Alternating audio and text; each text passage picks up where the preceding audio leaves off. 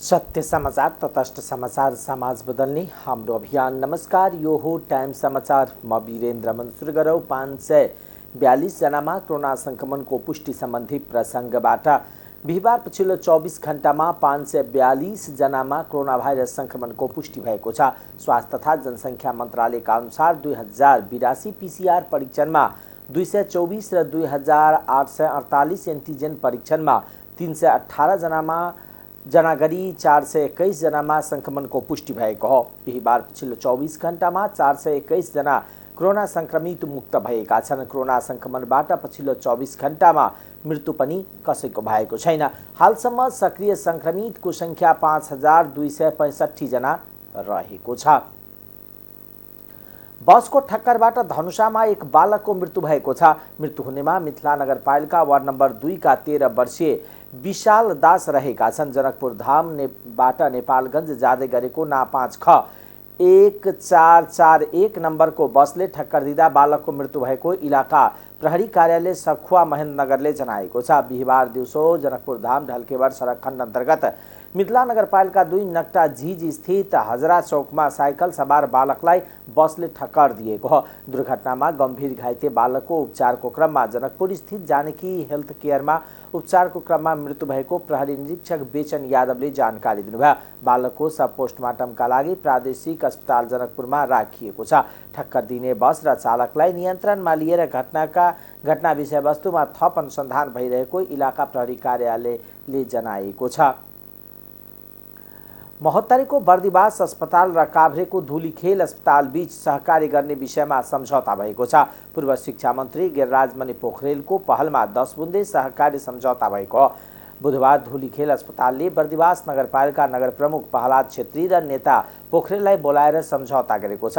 यसअघि पनि नेता पोखरेलले धुलीखेल अस्पतालका सामुदायिक कार्यक्रम निर्देशक डाक्टर विराज कर्माचार्यलाई बर्दिवास अस्पतालमा ल्याएर सर्वपक्षीय अन्तर्क्रिया गराएका थिए।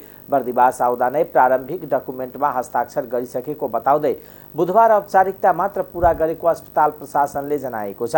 धुलीखेल अस्पतालले सहकारी सम्झौता गरेको बर्दिवास अस्पतालसहित देशैभरि 12 पुगेको छ। अस्पतालको सहकार्यमा दोलखाको एक अस्पताल अहिले उक्त जिल्लाको नमुना अस्पताल बनेको छ।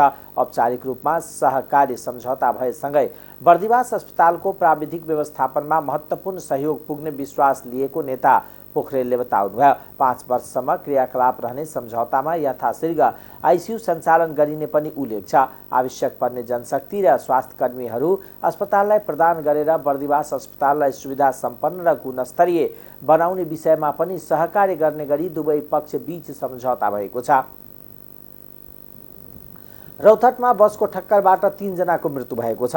रौतहटको चन्द्रपुरमा बिहिबार बिहान बसले अटो रिक्सालाई ठक्कर दिँदा 3 जनाको मृत्यु भएको हो। चन्द्रपुर नगरपालिका 2 अन्तर्गत पूर्व पश्चिम राजमार्ग अन्तरको लचकामा काठमाडौँबाट सर्लाही जाँदै गरेको बागमती प्रदेश 03-001 ख 201 नम्बरको बसले सर्लाहीबाट वीरगञ्जतर्फ आउँदै गरेको प्रदेश 2-02001 ह 2109 नम्बरको अटो रिक्सालाई ठक्कर दिँदा 3 जनाको मृत्यु भएको जिल्ला प्रहरी कार्यालय रौतहटका प्रहरी उपरीक्षक दिलबहादुर बुढा मगरले जानकारी दिनुभयो। अटोमा सवार रहेका 4 मध्ये 3 जनाको अस्पताल ल्याउँदै गर्दा मृत्यु भएको हो। दुर्घटनामा पनि मृत्यु हुनेमा सर्लाही 2 सोल्टीका प्रेम ढाढा मगर, ढकबहादुर लुङ्गेली र अटो चालक रवि मगर रहेको उहाँले बताउनुभयो। दुर्घटनामा लुङ्गेलीको श्रीमती सबिना लुङ्गेली घाइते भएकी छिन्। उनलाई उपचारका लागि वीरगञ्ज लगिएको छ। बसका चालकलाई प्रहरीले नियन्त्रणमा लिएको छ।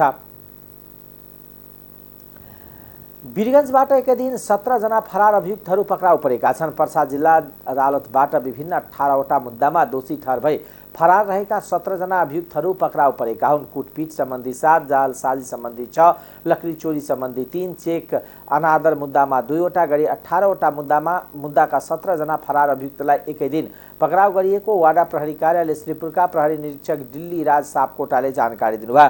साउन 31 गते पक्राउ परेका उनीहरूलाई आवश्यक कारबाहीका लागि पर्सा जिल्ला अदालतमा पठाइएको थियो। कुटपिट मुद्दामा 6 महिना कैद सजाय तोकिएका बाहेक अन्य अभियुक्त अदालतले तोकेको जरिवाना रकम तिरेर घर फर्किएको वाडा प्रहरी कार्यालय श्रीपुरले जनाएको छ। सांसद एवं नेकपा एमालेका उपमहासचिव प्रदीप ग्यावालीले नागरिकता विधेयकलाई सर्वस्वीकार्य दस्तावेज बनाउन राष्ट्रपतिले दिएको अवसरलाई सदुपयोग गर्न माग गर्नुभएको छ। बिहिबार प्रतिनिधि सभा बैठकमा नागरिकता विधेयकमाथि छलफलमा भाग लिँदै उहाँले राष्ट्रपतिबाट सन्देशसहित फिर्ता भएपछि त्यसलाई संशोधनको अवसरलाई सदुपयोग गर्नुपर्ने बताउनुभयो। सांसद नियमावली अनुसार सांसदहरूलाई संशोधन हाल्ने अवसर दिनुपर्ने र जनताको प्रतिक्रिया लिनुपर्ने ग्यावालीले बताउनुभयो। राष्ट्रपतिको सन्देशमा उठाइएको प्रत्येक प्रश्नलाई गम्भीर रूपमा लिनुपर्ने भन्दै उहाँले जनमत विभाजित गर्ने काम नगर्न आग्रह गर्नुभयो। सत्तासँग बहुमत भए पनि यो हेड काउन्ट गर्ने विषय नभएको भन्दै उहाँले जबरजस्ती गरेर टाउको गिन्तीका आधार गर्ने हो भने यसको परिणाम राम्रो नहुने चेतावनी दिनुभयो। गरोस् भन्ने म आग्रह गर्न चाहन्छु, तर सत्ता पक्ष त्यसो गर्न खोजेको देखिँदै छैन। हिजो मात्रै उहाँहरू बसेर सत्तारूढ दलहरू बसेर यसलाई जस्ताको तस्तै पारित गर्ने भन्ने निर्णय उहाँहरूले गर्नुभएको भनेर सार्वजनिक सञ्चार माध्यममा आएको छ। सत्ताको नेतृत्व गर्ने दलले आफूलाई संसदीय व्यवस्थाको हिमायती अझ एकमात्र पक्षधर भनेर भन्छ। सदनमा विचाराधीन विषय, सदनको सर्वोच्चताको टुङ्गो गर्नुपर्ने विषयलाई बन्द कोठामा दलका नेताहरूले बसेर यो प्रतिनिधि सभाको संसदको अधिकारलाई सङ्कुचन गर्न मिल्छ कि मिल्दैन र त्यसो गर्दा संसदको गरिमा कायम हुन्छ कि हुँदैन, पहिलो त मेरो गम्भीर प्रश्न यहाँनिर छ सभामुख महोदय। दोस्रो, प्रतिनिधि सभा नियमावलीको धारा 136 को उपदफा 3 ले यसरी फिर्ता सन्देशसहित फिर्ता पठाएको विधेयकमाथि सबै प्रक्रियाहरू अरू विधेयक सरह हुने भनेर भनिएको छ। म आग्रह गर्न चाहन्छु त्यो नियमावलीको दफा 111 र दफा 107 लाई गम्भीरतापूर्वक ध्यानमा राखेर प्रत्येक मान्यजीहरूको संशोधन राख्न पाउने अधिकारलाई सुनिश्चित गरिनुपर्छ र यस यति गम्भीर विषयमा जनताको प्रतिक्रिया लिने कुरालाई समेत यो सदनले अगाडि बढाउनुपर्छ भन्ने म आग्रह गर्न चाहन्छु। सम्मानीय सभामुख महोदय, यो विषय यस्तो संवेदनशील विषयलाई लिएर देशलाई विभाजित गर्ने, जनमतलाई विभाजित गर्ने काम किमार्थ गरिनु उचित हुँदैन। एउटा अवसर प्राप्त भएको छ, छिटोभन्दा छिटो यो टुङ्ग्याउनु जरुरी छ। त्यसमा प्रमुख प्रतिपक्ष एकदमै रचनात्मक ढङ्गले सहयोग गर्न तयार छ, तर यसलाई जबरजस्ती गरेर टाउकाको गिन्तीको आधारमा गर्नुभयो भने यसका परिणामहरू, यसका दुष्परिणामहरू राम्रो हुँदैनन्। सभामुख महोदय, सांसद मीनबहादुर विश्वकर्माले हिजो के बोलेको हो आज त्यही विषय स्मरण गरी विधेयक पारित गर्न आग्रह गर्नुभयो। सांसद कृष्णभक्त पोखरेलले विधेयक पारित गर्न न्यूनतम सहमति खोज्न आग्रह गर्नुभयो। सांसद सत्या पहाडी सबै पक्षमा समान छलफल गरेर राष्ट्रिय सहमति कायम गर्नुपर्ने जनाउँदै तत्काल सोही अनुरूप नै पारित गर्न आग्रह गर्नुभयो। सम्बोधन गर्नका लागि, समाधान गर्नका लागि सरकारले नागरिकता विधेयक प्रस्तुत गर्यो। यो नागरिकता विधेयक दुवै संसदबाट पारित भयो। संसदीय सर्वोच्चता अथवा संसदीय प्रणालीमा संसदले पारित गरेको विधेयकलाई अन्तिम स्वीकृति, प्रमाणीकरण सम्माननीय महामहिम राष्ट्रपतिज्यूले गर्नुपर्ने हो। त्यो गर्नमा 14 दिन विलम्बपछि फेरि यो सदनमा पुनर्विचारका लागि संविधानको धारा टेकेर आएको छ। यसलाई हामीले अन्यथा लिन मिल्दैन। तर नागरिकता विधेयकको आवश्यकता थियो कि थिएन भनेर हेर्दा भर्खरै प्रवक्ता मान्यजीले पनि भन्नुभयो, राष्ट्रिय सहमति, सबैको सहमति, एकता हुनु जरुरी छ। यो वस्तु आफै बोल्छ, तथ्य आफै बोल्छ। 2063 को अन्तरिम संविधान हामीले बनायौँ। यहाँ बनाउनेहरूमध्ये नै यो हलमा छौँ। त्यो संविधान नचाहनेहरू यो हलमा हुनुहुन्न। 2063 कै संविधानलाई टेकेर हामीले नागरिकता ऐन ल्यायौँ। हामी सबै त्यसमा सहमत छौँ। सर्वसम्मतिले त्यो ऐन आयो। त्यस पछाडि फेरि त्यो 72 को संविधान जारी गर्यौँ। 72 को संविधानमा हामी सबै सहमत छौँ। सहमत नहुनेहरू यहाँभित्र हुनुहुन्न। तत्पश्चात सङ्घीय कानुन बमोजिम नागरिकता प्रदान गरिनेछ जन्मसिद्धका सन्तानलाई भनेर हामीले व्यवस्था गर्यौँ। 7 वर्ष ऐन बनाएनौँ। बनाउने कोसिस गर्यौँ। कसैलाई दोष लाउन चाहदिनँ सभामुख महोदय। बनाउने कोसिस गर्यौँ। 75 सालमा विधेयक ल्यायौँ। त्यो विधेयक समितिमा गयो। समितिमा 22 महिना अलमलियो। नागरिकता विहीनहरूले नागरिकता पाउने छाटकाट भएन र हामी अलमल्यौँ। तत्पश्चात फेरि त्यसैलाई हामीले अध्यादेशको रूपमा ल्यायौँ। अध्यादेश राष्ट्रपति महोदयले लालमोहर लगाउँदै गर्दा उहाँलाई त्यसको ज्ञान भएकै हो। त्यही अध्यादेशलाई फेरि जस्ताको तस्तै अहिलेको सरकारले 79 मा त्यो विधेयकलाई लिएर आएको छ। त्यसैले यो राष्ट्रिय सहमति विधेयक आफैमा देखिन्छ। तर यसमा पनि विवाद कहाँ देखिन्छ भने सभामुख महोदय, हामी यस्तो खालको भएछौँ, हामी मौसम अनुसार उभिन्छौँ। हामी कहिलेकाहीँ हाम्रो राष्ट्रियता पूर्व फर्किँदा एक खालको राष्ट्रियता, पश्चिम फर्किँदा अर्को राष्ट्रियता, उत्तर फर्किँदा एउटा राष्ट्रियता, दक्षिण फर्किँदा अर्को राष्ट्रियता देख्छौँ। त्यसैले समस्या गरेको छ। त्यसकारण यसमा यो विधेयक अहिलेको आवश्यकतामा लाखौँ नेपाली नागरिकहरूले नागरिकताबाट वञ्चित भएकालाई नागरिकता दिने कुरालाई निर्वाचनसँग, राजनीतिसँग, राजनीतिक दलसँग नजोडिकन राष्ट्रिय सहमतिका आधारमा यो हलबाट एक स्वरले पास गरेर यसलाई पठाउनु पर्छ। अन्यथा हामीले हिजो बोलेका कुरालाई नै हामीले अडान लियौँ भने हामीले आफूले बोलेको कुरा, संसदले बोलेको कुरा नजिर हुने भएको हुनाले हिजो के बोल्यौँ आज त्यो कुरालाई ख्याल गरेर हामी बोल्यौँ भने यो सर्वसम्मत पास हुन्छ। यसलाई विलम्ब गर्नु जरुरी छैन। सत्ता साझेदार नेकपा माओवादी केन्द्रका नेता वर्षमान पुनले नागरिकता विधेयकमाथि प्रमुख प्रतिपक्षी एमाले राजनीति गरिरहेको आरोप लगाउनु भएको छ। नागरिकताबाट वञ्चित नेपाली नागरिकका सन्तानलाई नागरिकता दिने गरी आएको सो विधेयक संसदबाट पारित गराउन सहयोग गर्न पनि उहाँले एमालेलाई आग्रह गर्नुभयो। नेता पुनले वैवाहिक अङ्गीकृत नागरिकताको विषयमा पछि पनि छलफल गरेर त्यसलाई परिमार्जन गर्न सकिने भएकोले अहिले सो विधेयक पारित गराउन काम सबै राजनीतिक दलहरूले सहयोग गर्नुपर्ने बताउनुभयो।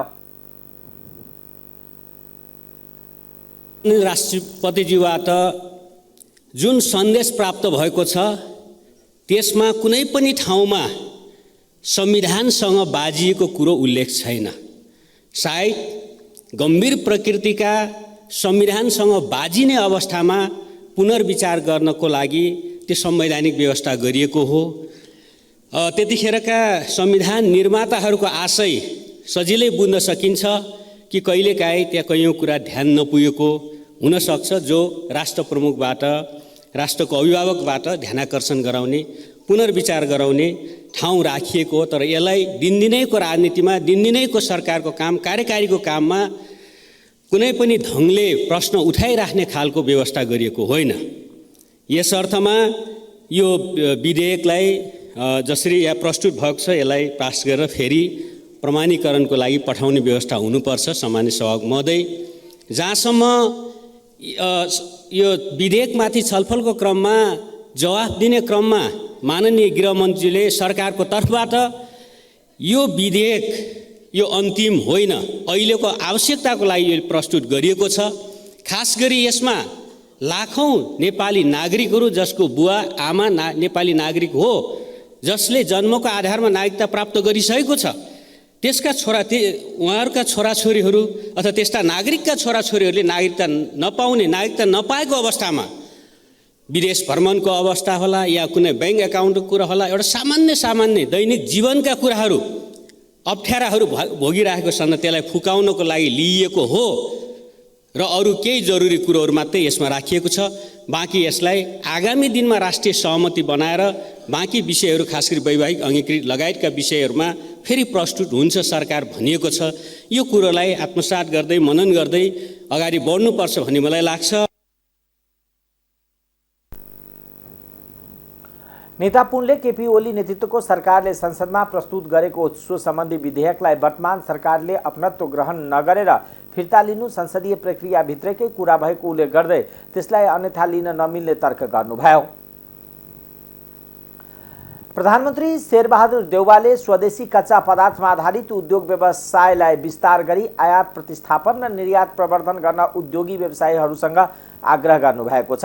बिहिबार ललितपुरमा 6औं अन्तर्राष्ट्रिय महिला व्यापार मेलाको उद्घाटन गर्दै प्रधानमन्त्री देउवाले स्वदेशी कच्चा पदार्थमा आधारित उद्योग व्यवसायलाई विस्तार गरी आयात प्रतिस्थापन तथा निर्यात प्रवर्धन गर्न आग्रह गर्नुभएको हो। उहाँले महिला उद्यमशीलता प्रवर्धन क्षेत्रलाई थप प्रभावकारी बनाई रचनात्मक भूमिका निर्वाह गर्न जरुरी रहेको बताउनुभयो। प्रधानमन्त्री देउवाले यस्तो मेलाहरूले व्यावसायिक सञ्जाललाई विस्तार गर्नुको साथै व्यवसायी र उपभोक्तासँगको सम्बन्ध र समन्वयलाई प्रभावकारी बनाउने विश्वास व्यक्त गर्नुभयो। स्वदेशमै उपलब्ध कच्चा पदार्थ स्रोत साधनलाई अधिकतम उपयोग गरी स्वदेशमा उत्पादित सामग्री निर्यात गर्ने, विदेशी मुद्राको आर्जन, रोजगारी विस्तार गर्नमा ध्यान दिनुपर्ने उहाँले बताउनुभयो। प्रधानमन्त्री देउवाले नेपालको अर्थतन्त्रमा निजी क्षेत्रका योगदान महत्त्वपूर्ण रहेको भन्दै निजी क्षेत्रले नै नेपालको कुल गृहस्थ उत्पादन रोजगारीको सृजना बढाएको दावी गर्नुभयो।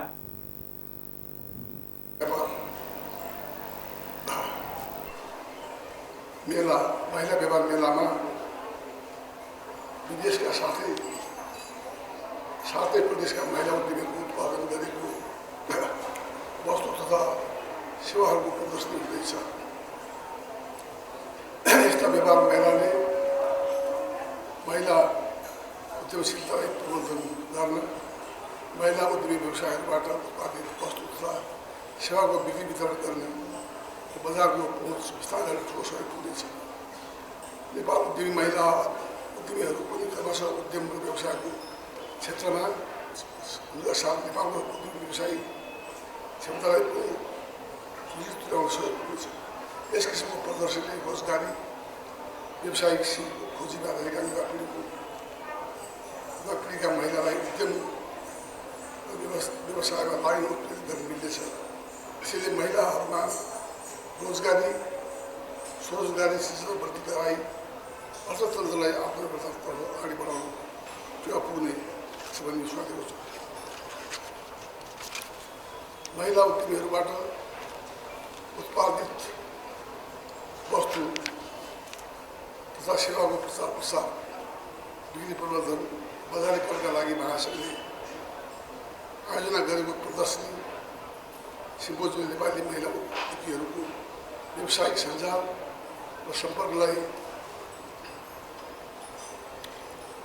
विस्तार गर्न सहयोग पुग्नका साथै व्यावसायिक ज्ञान तथा अनुभव आदान प्रदान गर्न सहयोग पुग्ने विश्वास गरेको छु। यस मेलाले महिला उद्यमीहरूका बीच पूर्वी तथा सेवा आदान प्रदान गर्ने अवसरका रूपमा प्रदान गर्नेछ। साथै व्यवसायीदेखि उपभोक्तासँगको सम्पर्क तथा समन्वयलाई विस्तार गरी लगानी र बिक्रीका लागि उत्कृष्ट अवसरको खोजी गर्न सहयोग पुग्नेछ। प्रदर्शनका दौरानमा हुने उद्यमी व्यवसायहरूका बीचको अन्तर्क्रिया र आयात निर्यात सम्बन्धी विषयको सूचना आदान प्रदानले अन्य मुलुकका उद्यमी व्यवसायबीच व्यापारिक सहकारी समन्वयमा पनि सघाउ पुग्नेछ।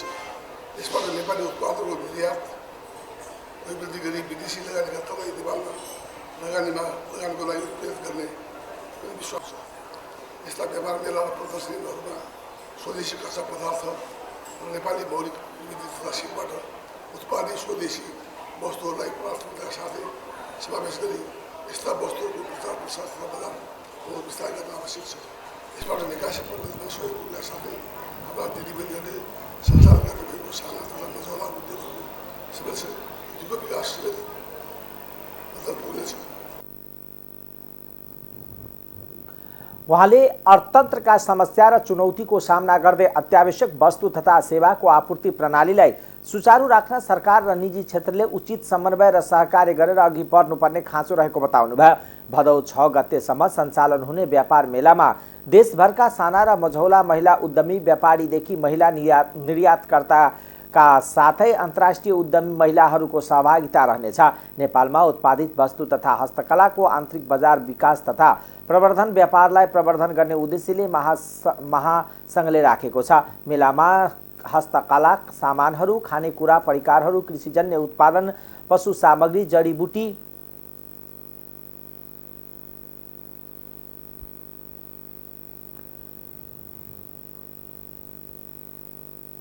लगायतका रहेका छन्। स्वदेशमै उपलब्ध कच्चा पदार्थ स्रोत साधनलाई अधिकतम उपयोग गरी स्वदेशमै उत्पादित निर्यात गर्ने र वैदेशिक मुद्राको आर्जन र रोजगारी विस्तार गरिने लगायतको मुख्य लक्ष्य बजारको रहेको छ।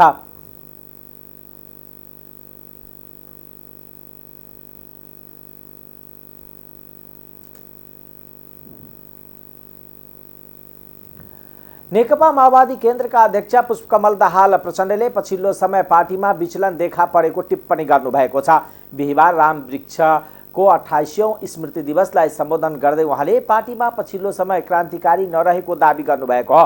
प्रचण्डले पार्टी पहिलाको जस्तो नरहेको भन्दै पार्टी केही बिग्रिएको बताउनुभयो। उहाँले व्यक्तिवादी, आत्मकेन्द्रित र स्वार्थीपन पार्टीमा देखिएको बताउनुभयो। प्रचण्डले क्रान्ति, परिवर्तन, समाज, राष्ट्रको निम्ति प्रतिस्पर्धा गर्नेतिर नभई आफ्नै निम्ति कसरी गर्ने भन्नेतिर बढी केन्द्रित हुने गरेको बताउनुभयो। उहाँले सामूहिक भावनाद्वारा अघि बढ्ने भन्दै स्वार्थ समूह बनाउनेतिर पार्टी अघि बढेको गुनासो गर्नुभयो।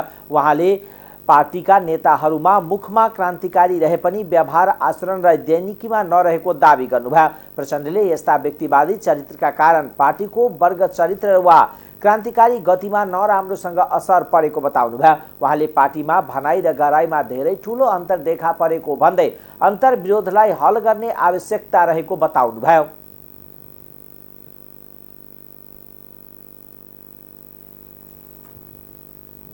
पहिलो त त्यो चुनौती सजिलै समाधान हुने खालको होइन। त्यसकारण हामीले त्यसमा बढी ध्यान दिनुपर्छ। हाम्रो महाधिवेशनले यही कुरामा जोड गरेको छ। विचारको विकास नगरिकन अबको दुनियाँमा समाजवादी क्रान्तिलाई अगाडि बढाउन सम्भव छैन भन्ने निष्कर्ष हामीले निकालेका छौँ र त्यो जगैदेखि उत्पादन कार्य, श्रम कार्य र सांस्कृतिक रूपान्तरणको कार्यको संयोजनबाट अगाडि जानुपर्छ भन्ने कुरा पनि हामीले भनेका छौँ र हामीले महाधिवेशनमा गरेको संश्लेषण पूर्ण छैन। यसलाई अझ बढी अध्ययन, चिन्तन, मनन, छलफल, बहस, वर्ग सङ्घर्ष, राजनीतिक सङ्घर्ष, राष्ट्रिय अन्तर्राष्ट्रिय चाहिँ अध्ययन, अनुभव सबैको संश्लेषण गरेर अर्को महाधिवेशन हामीले छिटै गर्नुपर्छ पनि हामीले भनेका छौँ।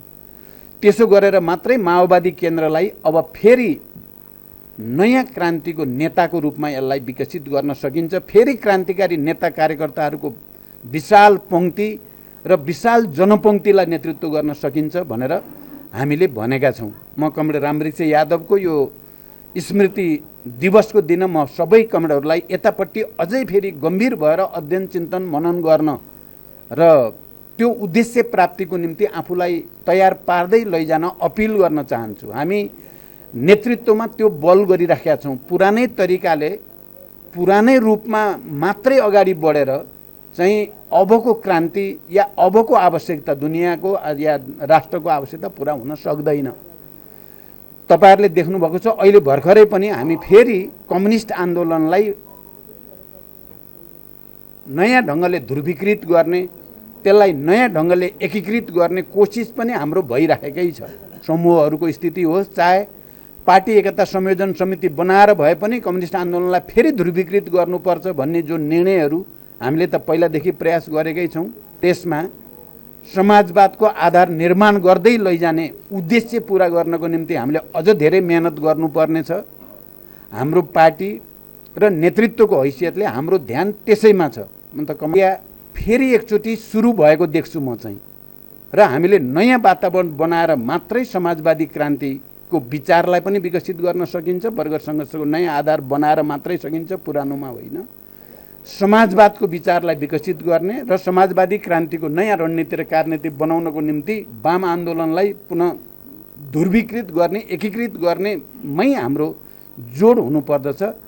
तत्कालको लागि त हामी अहिले गठबन्धनमा छौँ। गठबन्धनको तर्फबाट अब निर्वाचनको तयारी भइराखेकै छ र हामी त्यसैमा लागिराखेका पनि छौँ। सबै साथीहरू, केन्द्रीय समितिका लिडरहरू हामी सबै त्यसमा छौँ। यो सबै आफैलाई रूपान्तरण गर्न, एकचोटि घोत्लिन, विचार गर्न र यो भनाइ र गराइको अन्तर्विरोध हल गर्ने उपाय सबैले सोचौँ। यो नेताले एउटाले मात्रै सोचेर हुने कुरा छैन। यो सबैले सोचौँ र भनाइ र गराइलाई एकरूपतामा ल्याउने, विचार र व्यवहार, सिद्धान्त र व्यवहारलाई एक ठाउँमा ल्याएर फेरि एउटा आन्दोलन सुरु गर्नेतिर हामी सबैको बुद्धि विवेक बरकत लागोस्। प्रचण्डले अबका दिनमा पनि माओवादी पार्टी नै क्रान्तिकारी बन्ने सम्भावना भएको दावी गर्नुभयो। उहाँले सिद्धान्त र व्यवहारलाई एक ठाउँमा ल्याएर अघि बढ्नुपर्ने आवश्यकता रहेको बताउनुभयो। उहाँले पुरानै तरिकाले राष्ट्रको आवश्यकता पूरा नहुने भएकोले वामपन्थी आन्दोलनलाई एकीकृत र ध्रुवीकृत गरेर अगाडि बढ्नुपर्ने अहिलेको आवश्यकता रहेको पनि बताउनुभयो। शिक्षा विज्ञान तथा प्रविधि मन्त्री देवेन्द्र पौडेलले सार्वजनिक विद्यालयमा विद्यार्थीको आकर्षण हुने गरी काम गर्न निर्देशन दिनुभएको छ। शिक्षा समन्वय इकाइका प्रमुखलाई प्रशिक्षण दिँदै सार्वजनिक विद्यालयलाई शैक्षिक अवस्था सुधार गरेर विद्यार्थीको आकर्षण केन्द्र बनाउने निर्देशन दिनुभएको हो। स्थानीय तहसँग समन्वय गरेर कुन विद्यालयको अवस्था कस्तो छ भन्ने विवरण सङ्कलन गर्नु पर्नेमा जोड दिनुभयो। विद्यालय सुधार गर्ने जिम्मा हाम्रो काँधमा आएको बताउँदै उहाँले शैक्षिक गुणस्तर अभिवृद्धिका लागि शैक्षिक तालिम शिक्षकद्वारा गरिने अनुसन्धान र अन्य प्रवर्धनात्मक काम र अनौपचारिक शिक्षा, निरन्तर शिक्षा र समावेशी शिक्षाका लागि आवश्यक तालिमको काममा समन्वय गर्न समेत मन्त्री पौडेलले निर्देशन गर्नुभयो। शिक्षा सेवा आयोगको नियमावली संशोधन पश्चात शिक्षक सेवा आयोगले काम गरिरहेको भन्दै आयोगबाट तोकिएको बमोजिम काम छिटो सम्पन्न गर्न हुन आग्रह गर्नुभयो। विद्यालय समायोजन लगायतका काममा सक्रियतापूर्वक काम गर्न मन्त्री पौडेलले निर्देशन दिनुभयो। प्रधानमन्त्री शेरबहादुर देउवा र लोकतान्त्रिक समाजवादी पार्टीका नेताहरूबीच भेटवार्ता भएको छ। लोसपाका अध्यक्ष महन्त ठाकुर र वरिष्ठ नेता राजेन्द्र महतो सहित नेताहरूले प्रधानमन्त्रीको सरकारी निवास बालुवाटार पुगेर प्रधानमन्त्री देउवासँग भेटवार्ता गरेका हुन्। भेटमा नागरिकता विधेयक, सरकार र चुनावी गठबन्धनका विषयमा छलफल कुराकानी भएको लोसपाका केन्द्रीय कार्यकारिणी सदस्य जितेन्द्र सोनलले बताउनुभयो। सांसदले पारित गरिसकेको नागरिकता विधेयक राष्ट्रपतिजीबाट फिर्ता आएको छ। अब फेरि त्यसलाई संसदबाट पारित गर्नुपर्ने अवस्था रहेको छ। उहाँले प्रधानमन्त्रीलाई भेटेर त्यही विषयमा सरकारको ध्यानकर्षण गराएको बताउनुभयो। हाम्रो विगतदेखिको मुख्य चासो नै त्यही रहेको बताउनुभयो। उहाँले भेटमा सरकार र चुनावी गठबन्धनका विषयमा समेत कुराकानी भएको बताउनुभयो। हामीले विगतदेखि नेपाली कांग्रेस सहित दलसँग चुनावी गठबन्धन गर्ने कुरा गरिरहेको र त्यसबारे फेरि पनि छलफल गर्ने र विशेष गरी शुक्रबारसम्म गठबन्धनमा जाने वा नजाने भन्ने टुङ्गो लगाउने गरी छलफल गर्ने भने समझदारी बनेको बताउनुभयो। उहाँले प्रधानमन्त्रीजी पनि हामीलाई गठबन्धनमा सामेल गर्न तयार नै हुनुहुन्छ, हामी पनि गठबन्धनमा सामेल हुन सोचमै छौँ, अब छिटो टुङ्गो लाग्छ। उहाँले प्रधानमन्त्री देउवाले नै त्यसबारे पुनः छलफल गर्ने र टुङ्गोमा पुग्ने बताएको जानकारी दिनुभयो। शहरी विकास मन्त्रालयका इन्जिनियर सेवा समूहका कर्मचारीले सिंहदरबार स्थित मन्त्रालय अगाडि आन्दोलन गरेका छन्। बिहिबार मन्त्रालयमा इन्जिनियरिङ समूह अन्तर्गतका सिभिल समूह, बिल्डिङ एन्ड आर्किटेक्ट उपसमूहका कर्मचारीले सांकेतिक रूपमा आन्दोलन गरेका हुन्। कर्मचारीले सरकारले संघीय मामिला तथा सामान्य प्रशासन मन्त्रालय अन्तर्गत रहेको डोलीदारको नाममा रहेको डोली विभागलाई बस्ती विकास तथा पूर्वाधार सहजीकरण विभागको नाममा शहरी विकास मन्त्रालयमा ल्याउने र शहरी विभागका कार्यक्षेत्र ओगट्ने गरी निर्णय भएको भन्दै आन्दोलनमा आएका छन्। आन्दोलनमा संयोजक तथा शहरी विकास मन्त्रालयका सहसचिव एकराज अधिकारीले मन्त्री परिषदले गरेको निर्णय तात्काल सच्याउन प्रधानमन्त्री तथा मन्त्री परिषदको कार्यालय, अर्थ मन्त्रालय, संघीय मामिला तथा सामान्य प्रशासन मन्त्रालय र शहरी विकास मन्त्रालयमा ज्ञापन पत्र बुझाइएको बताउनुभयो। उहाँले सरकारले इन्जिनियरको माग तात्काल सुनवाई नगरे देशभर शहरी विभागको काम ठप्प पार्ने र प्राविधिकले सामूहिक राजीनामा दिने चेतावनी दिनुभयो।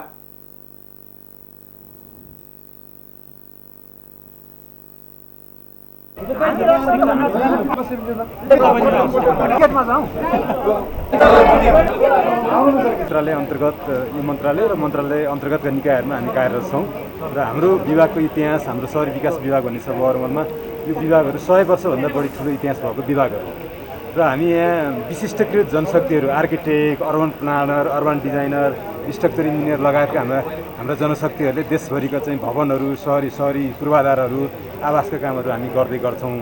तर यो बिचमा चाहिँ नेपाल सरकारको चाहिँ यो 4/19 साउन 19 एउटा चाहिँ निर्णय के आयो भन्दाखेरि जनरल उपसमूह भनिने सङ्घीय मामला तथा स्थानीय सामान्य प्रशासन मन्त्रालय अन्तर्गत रहेको पहिला डोलीडारको नाममा थियो, त्यसलाई पछि चाहिँ संहिता लाउने क्रममा चाहिँ डोली नाममा राख्यो। अहिले त्यो विभागलाई चाहिँ बस्ती विकास तथा बजार पूर्वाधार सहजीकरण विभागको नाममा चाहिँ हाम्रो मन्त्रालयमा ल्याउने र हामीले गरिआएको कार्यक्षेत्र चाहिँ ओगट्ने भन्ने चाहिँ जुन एउटा दुष्प्रयास भयो, यसका विरुद्ध हाम्रो चाहिँ आन्दोलन।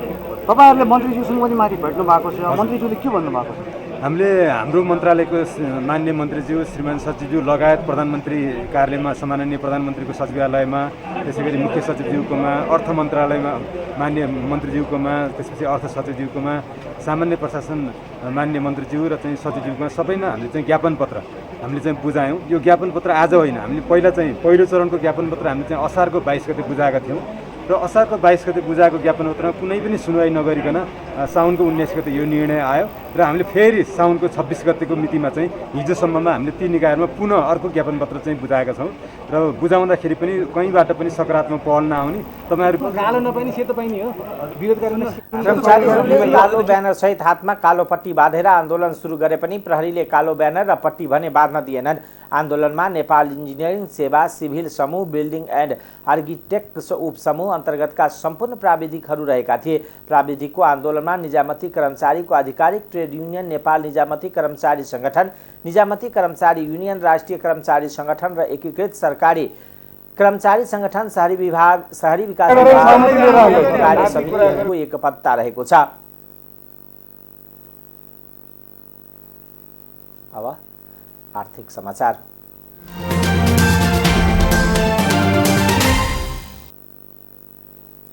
आसमान करका दर सच्याउन अर्थमन्त्री जनार्दन शर्माले दिएको आश्वासन कार्यान्वयन नहुँदा सुनसरी मोरङ औद्योगिक करिडोरका 6 वटा जीआई वायर उद्योग बन्द भएका छन्। यसबाट उद्योगमा काम गर्ने 1500 मजदुर बेरोजगार बनेका छन्।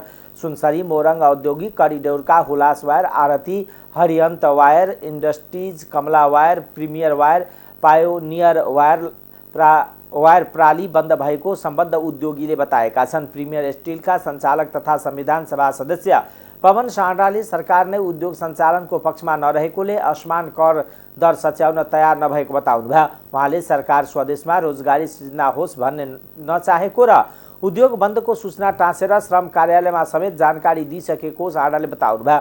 सरकारको गलत नीतिका कारण 1500ले रोजगारी गुमाएको उहाँले बताउनुभयो। उद्योग बन्द गर्दा पनि मासिक 10 देखि 15 लाख रुपियाँ घाटा रहेको उहाँको दाबी छ। सरकारले करको दर सच्याएर उद्योग चलाऊ भन्यो भने पनि 2 महिना लाग्ने साँडाको भनाइ छ। चालू आर्थिक वर्षको बजेट मार्फत अर्थमन्त्री शर्माले यी उद्योगको कच्चा पदार्थ एमएस वायर रडको भन्सार मसुलमा 5 बाट 10% बनाएका छन्। अन्तःशुल्क प्रति किलो ₹2.50 बाट 4 रुपियाँ 50 पैसा बनाइएको छ। भारतले पनि आफ्ना उद्योगलाई संरक्षण गर्न एमएस वायरको निर्यातमा 15% शुल्क लिन थालेका छन्। भारतका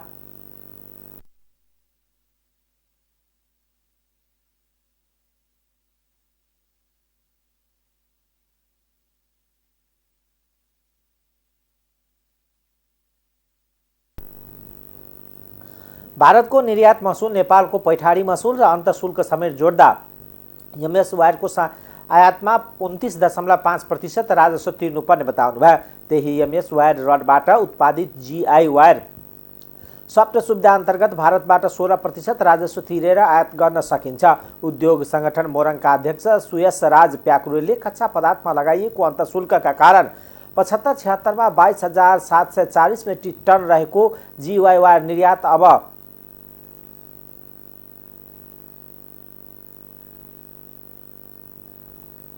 जोडा एमएस वायरको आयातमा 29.5% राजस्व तिर्नुपर्ने बताउनुभयो।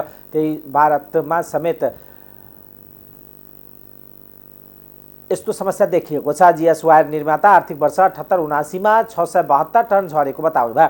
अर्थमन्त्रीमा शर्मा पुनः बहाली भएपछि उद्योगका मागका विषयमा छलफल भई चाँडै आसमान कर दर हटाउने मौखिक सहमति भएको थियो। त्यसको कार्यान्वयन समयमा नहुँदा उद्योगहरू बन्द भएको उहाँले बताउनुभयो। मोरङ व्यापार सङ्घका अध्यक्ष नवीन रिजालले अर्थमन्त्री शर्माले दिएको आश्वासन पूरा नहुँदा 6 वटा ठुला वायर उद्योग र 3 मा आश्रित 40 साना उद्योग बन्द भएको बताउनुभयो। हुलास वायरका सञ्चालक तथा प्रबन्ध निर्देशक युक्ति गोल्छाले दैनिक 150 टन जीआई वायर उत्पादन गर्ने उद्योग बन्द गरेको बताउनुभयो। अब अन्तर्राष्ट्रिय समाचार।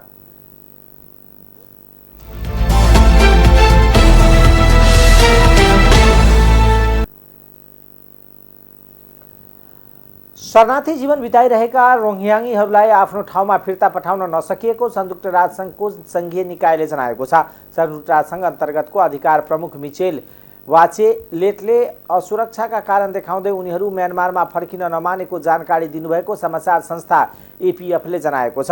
रोहिङ्ग्याहरूले अझै पनि आफ्नो ठाउँमा आफूहरू असुरक्षित रहेको बताउने गरेको र फर्किन नमानेको उहाँको भनाइ छ। रोहिङ्ग्याको बस्तीमा झन्डै 5 वर्ष अगाडि ठूलो हिंसात्मक घटना भएको थियो। पछि उनीहरू भागेर बङ्गलादेशका विभिन्न ठाउँमा शरणार्थी भएर बसेका छन्। उनीहरूलाई आफ्नै ठाउँमा फिर्ता गराउन शरणार्थी र म्यानमार सरकार बीच पटक पटक सम्झौता समेत भएको थियो। सम्झौताका लागि भएको वार्तामा राष्ट्रसङ्घीय अधिकारीहरूलाई समेत सहभागी गराइएको थियो। वार्ता र सम्झौताले अहिलेसम्म पनि ठोस निकास दिन नसकेपछि राष्ट्रसङ्घले सरकारवालाहरूलाई फेरि घचघचाएको छ। बङ्गलादेशको दक्षिणी क्षेत्रमा झन्डै 10 लाख रोहिङ्ग्याङ शरणार्थीहरू रहेका छन्। सन् 2017मा जातीय रूपमा विभेदपूर्ण तरिकाले हिंसा भएको उनीहरूको गुनासो छ। म्यानमारमा अहिले पनि सैन्य सरकार छ। राष्ट्रसङ्घका अधिकार प्रमुख बाचेलेटले शरणार्थी शिविरमा रहेका शरणार्थीलाई भेटेपछि बङ्गलादेशको ढाकामा गरेको सम्मेलनमा भन्नुभयो, शरणार्थीहरू आफ्नो देश फर्किन त चाहन्छन् तर फर्किने अवस्था नरहेको बताएका छन्। उनीहरूलाई फर्काउन र सहमति कार्यान्वयनमा गराउन राष्ट्रसङ्घ र बङ्गलादेशले पहल गर्दै आएका छन्। म्यानमार सरकारलाई फेरि घचघचाउनु पर्ने खाँचो रहेको बताउँदै बाचेलेटले त्यसका लागि सबैले अग्रसरता लिनुपर्नेमा जोड दिनुभयो। चीनमा सुक्खा र गर्मीले जनजीवन प्रभावित भएको छ। ठूलो खडेरी र तातो हावामा तातो लहरको बीच मध्य र दक्षिण पश्चिम चीनका केही भागमा पानी पर्न प्रयास गरिएको छ। जलधार क्षेत्रमा खडेरी पर्दा महत्त्वपूर्ण नदी याङ्गेजे सुकेको छ। याङ्गतेज नदीमा पानीको बहाव बढाउन प्रयास थालिएको छ। त्यहाँ कृत्रिम बादलबाट पानी पर्ने गरी काम भइरहेको चीनी अधिकारीले जनाएका छन्। मध्य चीनको हुवाइबे प्रान्तले पानी पार्नका लागि कृत्रिम अर्थात् सिलभ आयोडिन रडहरू प्रयोग गरेर बादल उत्पन्न गर्ने घोषणा गरेको बीबीसीले जनाएको छ। हुवाइबे प्रान्तका झन्डै 42 लाख नागरिक 2 महिनादेखि खडेरीबाट प्रभावित भएका छन्। नेसनल क्लाइमेट सेन्टरले 2 महिना लामो तातो लहर रेकर्ड गरेको छ। चीनको जलस्रोत मन्त्रालयले याङ्गेत्से नदीमा जलाधार क्षेत्रमा रहेको खडेरीले गाउँको नागरिक र पशु चौपायालाई पानी तथा बालीमा आवश्यक सिँचाइमा प्रतिकूल असर परेको जनाएको छ। त्यहाँ 1,50,000 भन्दा धेरै मानिसले खानेपानीको पहुँचमा कठिनाइ भोग्नु परेको छ भने 4 लाख हेक्टरको बाली सुक्खा भएकै कारण नष्ट भएको तथ्याङ्कमा उल्लेख छ। अफगानिस्तानको राजधानी काबुलमा रहेको एक मस्जिदमा शक्तिशाली विस्फोट भएको छ। विस्फोटमा परेर 21 जनाको ज्यान गएको पुष्टि भएको छ। कयौं घाइते भएका छन्। विस्फोटमा परेर ज्यान गुमाउने र घाइते हुनेको संख्या बढ्न सक्ने काबुल प्रहरीले जनाएको छ। विस्फोटमा परेर 21 जनाको ज्यान गएको र 60 जना भन्दा धेरै घाइते भएको भनिए पनि पुष्टि हुन भने सकेको छैन। हिजो बेलुका नमाज पढ्ने समयमा मस्जिदमा विस्फोट भएको बीबीसीले जनाएको छ। गएको वर्ष तालिबान सत्तामा आएपछि काबुलमा भएको यो सबैभन्दा ठूलो विस्फोटक घटना हो। विस्फोट कसले गरायो भन्ने पुष्टि हुन बाँकी रहेको छ। अब खेलकुद समाचार।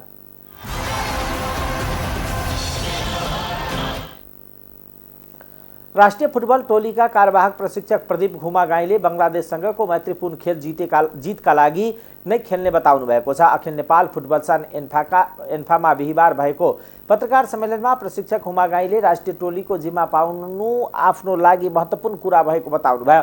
नेपाली मूलका अमेरिकी नागरिक घुमागाईले कर्मभूमि छाडेर जन्मभूमिमा आएकोले जित्ने लक्ष्य नै रहेको बताउनुभयो। उहाँले अहिले बङ्गलादेश टोलीभन्दा पनि नेपालको टिमलाई मुख्य प्राथमिकता दिएको बताउनुभयो। यसअघि क्लब र एकाडेमीको टोलीलाई हेरिसकेको घुमागाईले आफ्ना लागि ठूलो अवसर भएको बताउनुभयो। प्रशिक्षकको जिम्मेवारी पाएपछि घुमागाईले अलमुतुरीसँगको विवादमा क्याम्प छाडेका 11 खेलाडीलाई प्रारम्भिक चरणको प्रशिक्षणमा बोलाउनु भएको छ। उहाँले अलमुतुरी र खेलाडी बीचको कुरा आफूले सञ्चार माध्यमबाट नै थाहा पाएको र यो विषयमा भने केही नबोल्ने प्रतिक्रिया दिनुभयो। बङ्गलादेशसँगको मैत्रीपूर्ण खेलका लागि आफूसँग छोटो समय रहेकोले छिटोभन्दा छिटो टोली घटाउनेतिर लाग्ने बताउनुभयो। राष्ट्रिय टोलीको प्रारम्भिक चरणमा परेका केही खेलाडी बाहिर रहेकोले उनीहरूलाई पनि छिट्टै क्याम्पमा सहभागी हुने घुमागाईले बताउनुभयो। भोलिपर्सिसम्म आइसक्नुहुन्छ, त्यति स्ट्रिक्टली आजै हुनु पर्यो भोलि हुनु पर्यो भन्ने कुराहरू राखेको पनि अवस्था छैन। किनभने सबैजनाको आफ्नो परिस्थितिहरू हुन्छ, प्लेयरलाई रेस्पेक्ट नगरिकन हामी अगाडि बढ्नु सक्दैनौँ। अन्तिममा यो मेरो मात्र दायित्व होइन, यो हामी सबैजनाको दायित्व, नेपाली नेसनल टिमको कुरा हो यो। र हामी यो फ्रेन्डली म्याचलाई फ्रेन्डलीको रूपमा मात्र नहेरिकन यो जितको रूपमा तयारी गर्ने भन्ने मेरो पर्सनल प्लस पनि म प्रायः एभ्री इयर आइरहेको हुन्छ। फुटबलको कुनै अपर्च्युनिटी पाउने बित्तिकै नेपालको टिम मेरो फर्स्ट प्रायोरिटी नै हुन्छ। उनीहरूले मलाई फेभर गर्छ, जहिले पनि इन्करेज गर्छ, कुनै बेटर अपर्च्युनिटी पाउँछ भने यु हेभ टु गो, कुनै पनि राइट अवे उनीहरूले डिसिसन गरिदिन्छ। त्यसैले म सबै छोडेरै आएको भन्नु पऱ्यो। अहिले च्यालेन्ज पनि अपर्च्युनिटी, यो त एउटा जर्नी हो नि त होइन। म अब कोच हो अनि सबै कोचहरूको जर्नी यस्तै नै हुन्छ। आजभन्दा 2 हप्ता अगाडि म मिनेसोटामा कुनै टिमलाई कोच गर्दै थिएँ, त्यसको 2 हप्ता अगाडि एक्रोन ओहायोमा कोच गर्दै थिएँ, त्योभन्दा केही समय पेन्सिल्भेनियामा कोच गर्दै थिएँ। अहिले नेपालमा अब केही समयपछि गेमको लागि 27 तारिकमा रङ्गशालामा जान्छु। यो प्रोसेस हो, जीवनको लाइफको प्रोसेस हो। लाइफको प्रोसेसलाई एडप्ट गर्दै अगाडि लिगल प्रोसेसहरू राख्नु पनि त्यसमा एमएलएसको चाहिँ म पार्ट टाइम कोच हो। तर किस्टोन एथलेटिकको चाहिँ टेक्निकल डाइरेक्टर हो लास्ट इयरदेखि। त्यसमा चाहिँ फुल टाइम जब हो मेरो। राष्ट्रिय टोलीका मुख्य प्रशिक्षक अब्दुल्लाह अल मतोरी विदामा रहेका कारण एन्फाले हुमागाईलाई कार्यवाहक प्रशिक्षकको जिम्मेवारी दिएको हो। कतार फुटबल सङ्घको सहयोगमा नेपाल आएका अल मतोरी विषयमा भने एन्फाले कुनै निर्णय गरेको छैन। कुवेतमा भएको एसियन कप छनौट खेलपछि अल मतोरी 3 महिनाको विदामा बसेको बताइएको छ। राष्ट्रिय टोलीका औपचारिक प्रशिक्षण शुक्रबारदेखि आर्मीको मैदानमा हुनेछ। प्रशिक्षक हुमागाईले प्रारम्भिक छनौटमा 40 खेलाडीलाई प्रशिक्षणमा बोलाएका छन्। नेपालले दशरथ रङ्गशालामा सोझ 11 गते बङ्गलादेशसँग मैत्रीपूर्ण खेल खेल्दैछ। टाइम्स समाचार अहिलेको लागि यति नै। हेर्दै गर्नुहोला टाइम्स टेलिभिजन। नमस्कार।